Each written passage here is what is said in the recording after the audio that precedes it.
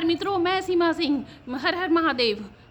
मित्रों, ये आज सर्दी है, आज मैं छत पे अपना वीडियो शूट कर रही हूँ। बहुत दिन 2-3 दिन हो गए मैं अपना वीडियो शूट नहीं कर पाई, वीडियो नहीं डाल पाई, तो मेरी रीच कम ना हो जाए, तो मुझे आज वीडियो शूट करना पड़ रहा है। मैं आज बात करूँगी बंगाल की। मित्रों, बंगाल में तो पता है ना, अप्रैल में चुनाव है और वहाँ पर तो समझो अभी से ये चुनाव का आगाज़ हो गया है। ममता बनर्जी तो सबको पता दबंग है।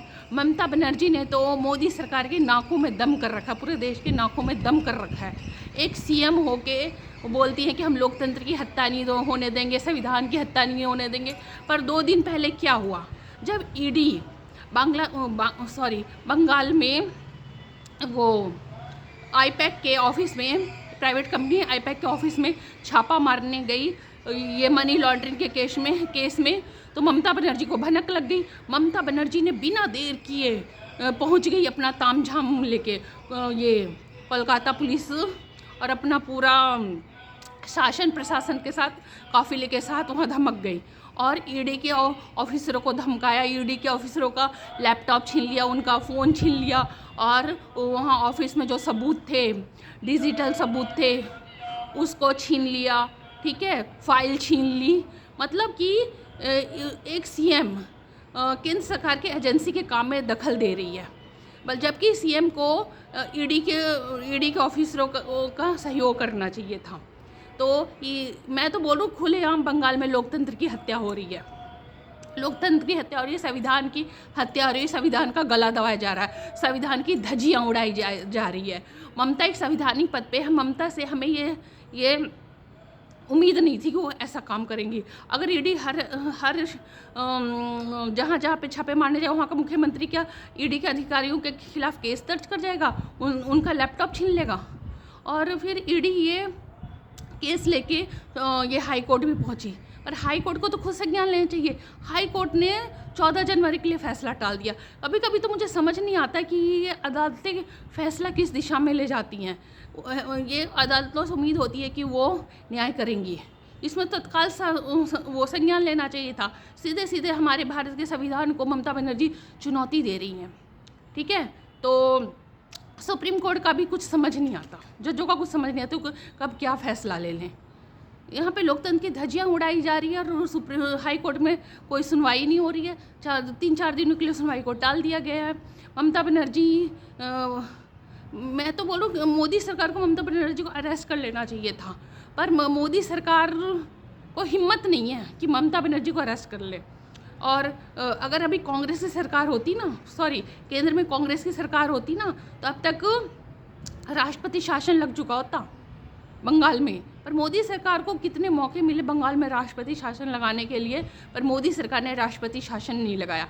पर हाँ, मोदी सरकार की एक मजबूरी भी है। अगर मोदी सरकार राष्ट्रपति शासन लगा देंगे तो कोर्ट उस शासन को हटा देता, पर कांग्रेस के राज में ऐसा नहीं होता था। कांग्रेस ने तो बहुत राष्ट्रपति शासन लगाए, चुनी हुई सरकार को बर्खास्त कर दिया गया। उस कांग्रेस के टाइम में ना सारे कोर्ट चुप रहते थे, शांत रहते थे। कांग्रेस के टाइम में कोर्ट सरकार के कामों में दखल नहीं देते थे, जैसे कि अब मोदी सरकार के हर फैसले पे कोर्ट दखल करता है, टांग अड़ाने आ जाता है। मोदी सरकार का हर फैसला वो कोर्ट में चुनौती दे दी जाती है। ठीक है, तो कांग्रेस के टाइम में शांत रहती थी। तो कांग्रेस सरकार ने तो विश्व रिकॉर्ड बना रखा है चुनी हुई सरकार को, राज्य सरकार को बर्खास्त करने का, राष्ट्रपति शासन लगाने का। तो कांग्रेस के टाइम में तो ये कोर्ट चुपचाप रहती थी, राष्ट्रपति शासन नहीं लगाती थी। अगर मोदी सरकार बंगाल में राष्ट्रपति शासन लगा दे तो कोर्ट 2 मिनट में उसको हटा देगा। तो कोई सॉलिड बहाना चाहिए था। तो मोदी सरकार के पास अब सॉलिड बहाना है कि ये ममता बनर्जी ईडी को काम नहीं करने दे रही। ईडी और सीबीआई के अधिकारियों को धमका रही हैं। वो तो अपना काम कर रहे हैं, तो उन पे केस कर दिया। बताओ, वो अपना काम ना करे, उनसे सबूत छीन लिया गया। बताओ, तो ममता बनर्जी बहुत दबंगई दिखा रही हैं। क्या उसमें कोई जरूर कुछ ऐसा घोटाला होगा, मनी लॉन्ड्रिंग का केस होगा, ममता बनर्जी सोच रही मैं फंस जाऊंगी तो सबूत लेके भाग गई। कोई आम नागरिक करे तो उसको तो सालों साल जेल में जाना पड़ेगा। एक मुख्यमंत्री की ये हिम्मत कि वो केंद्रीय एजेंसी को काम ना करने दे, और कोलकाता पुलिस बंगाल पुलिस तो ममता के इशारे पे ही चलेंगे, क्योंकि गृह मंत्री तो ममता बनर्जी खुद है, तो वहाँ की पुलिस तो जो ममता बोलेगी वही करेगी।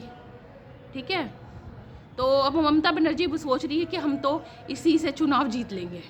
पिछली बार भी ममता बनर्जी चुनाव नहीं जीतती। ममता बनर्जी व्हील चेयर पे, उसको चोट वोट कुछ नहीं लगी थी, बस उसने ऐसे ही हल्ला बोल दिया कि मुझे बीजेपी ने घायल कर दिया, मेरे पैर में चोट लग गया, और व्हील चेयर पे बैठ के पूरा चुनाव प्रचार किया।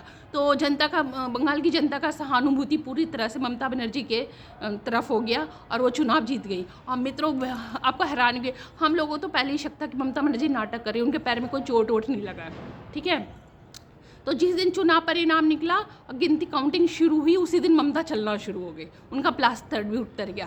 तो इस बार भी जरूर कोई नौटंकी करेंगी, कभी सर पे चोट मार लेंगी, कभी पैर में चोट मार लेगी।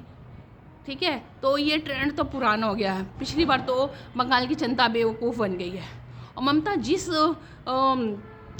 दबंगई से, जिस तेज़ी के साथ ईडी जहाँ छापा मारी थी वहाँ पहुँची।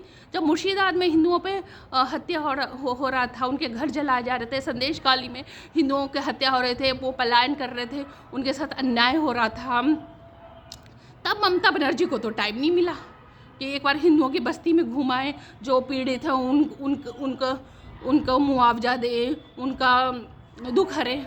वो हिंदुओं के साथ तो कभी खड़ी नहीं हुई, और इतने एक्टिव हो गई। पूरी जनता, पूरा देश देख रहा है कि जब हिंदुओं पे बंगाल में अन्याय होता है तो ममता बनर्जी नहीं जाती वहाँ, महीनों नहीं जाती। उनको तो एक बार पूछने में जाती कि तुम किस हाल में हो। वो उल्टा तो वो जो दंगाई होते हैं उनके तरफ खड़ी हो जाती है, उनके साथ खड़ी हो जाती है। ठीक है, तो ये ममता बनर्जी मोदी और अमित शाह को धमका रही है, केंद्र सरकार को धमका रही हैं, सीधे सीधे संविधान को चुनौती दे रही हैं। ये पूरा देश देख रहा है, ऐसी राजनीति हमें नहीं चाहिए। इस बार उम्मीद करती हूँ कि बंगाल की जनता ममता को हराएगी, हिंदू वोट बैंक मोदी सरकार को जिताएंगे। और ख़ासकर ये बंगाल की महिलाएं, पता नहीं बंगाल की महिलाओं पे ममता बनर्जी ने क्या जादू कर दिया है। इतना, मतलब पिछली बार वोटिंग 80% हुई थी, जिसमें महिलाओं सबसे ज़्यादा महिलाएं निकल के आई थी, और ममता बनर्जी को बम्पर वोट से जिताया। ममता को 15 साल हो चुके हैं। एक बार आप मोदी जी को भी मौका देख के देखें, वहाँ से सारे घुसपैठिए बाहर हो जाएंगे। ममता क्या है, बंगाल के जो लोगों का अधिकार है, नौकरी है, संपत्ति है, ज़मीन है, उस पर बांग्लादेश से लोगों को बुला के उनको बसा रही है, घुसपैठियों को बसा रही है। उनको राशन देती हैं, पैसा देती हैं उनको, आधार कार्ड बनवाती है, ज़मीन देती हैं। तो बंगाल के लोगों के जितने भी अधिकार हैं ये सब घुसपैठियों को दे रही है। बस्ती की बस्ती वहाँ पे घुसपैठियों की ममता बनर्जी वो बसा रही हैं। ममता बनर्जी ये बंगाल को बांग्लादेश बना चुकी है, आधा तो बन ही चुका है, कश्मीर बन चुका है बंगाल। तो इसलिए हमें बंगाल को बचाना है, बंगाल की संस्कृति को बचाना है। तो प्लीज़ ममता बनर्जी को वोट देने की जगह मोदी सरकार को वोट दे। और माहौल बन रहा है, अगर ममता बनर्जी इस बार भी जीत गई तो फिर 5 साल आपको मौका नहीं मिलेगा। अप्रैल में चुनाव है, तो बंगाल के हिंदुओं जाग जाओ, अभी भी मौका है। देख लो ममता बनर्जी किस तरह का पॉलिटिक्स करती है। ठीक है, सरकारी अधिकारियों को धमकाती हैं। क्या बंगाल किसी के बाप की बपौती है कि बंगाल में दूसरे राज्य के नेता नहीं जा सकते, लोग नहीं जा सकते? ममता बनर्जी क्या मालकिन है बंगाल की जो ऐसे बात करती हैं? ठीक है, तो अब जनता को समझना चाहिए। वीडियो बहुत लंबा हो गया। ठीक है, जय हिंद।